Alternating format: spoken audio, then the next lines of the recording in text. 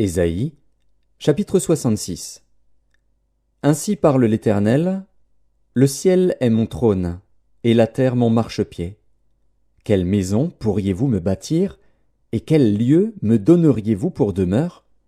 Toutes ces choses, ma main les a faites, et toutes ont reçu l'existence, dit l'Éternel.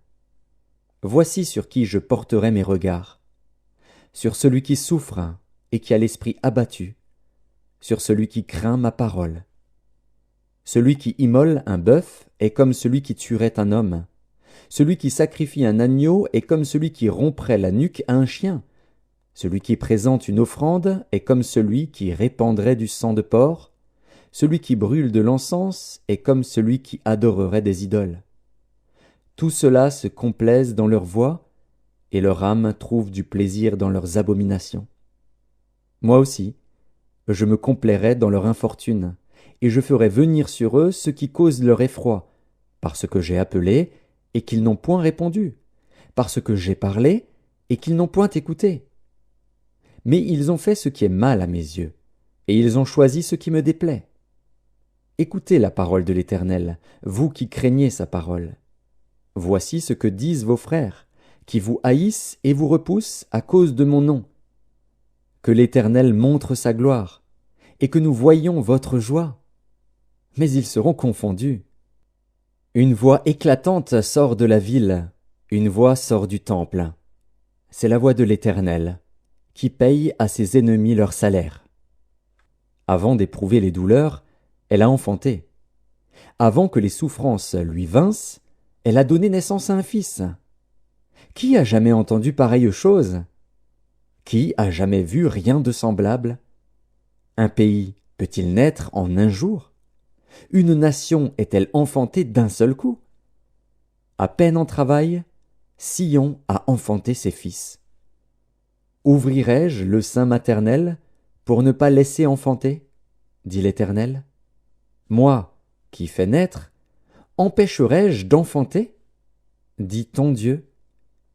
Réjouissez-vous avec Jérusalem, faites d'elle le sujet de votre allégresse, vous tous qui l'aimez.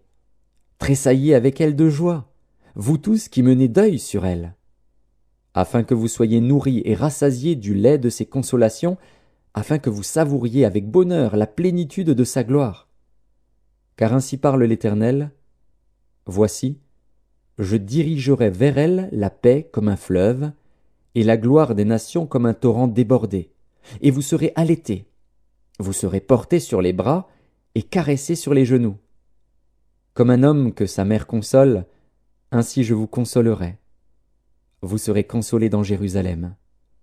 Vous le verrez, et votre cœur sera dans la joie, et vos os reprendront de la vigueur comme l'herbe. L'Éternel manifestera sa puissance envers ses serviteurs, mais il fera sentir sa colère à ses ennemis. Car voici, l'Éternel arrive dans un feu, et ses chars sont comme un tourbillon. Il convertit sa colère en un brasier, et ses menaces en flammes de feu. C'est par le feu que l'Éternel exerce ses jugements.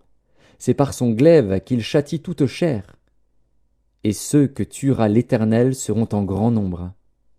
Ceux qui se sanctifient et se purifient dans les jardins, au milieu desquels ils vont un à un, qui mangent de la chair de porc, des choses abominables et des souris, tout cela périront, dit l'Éternel.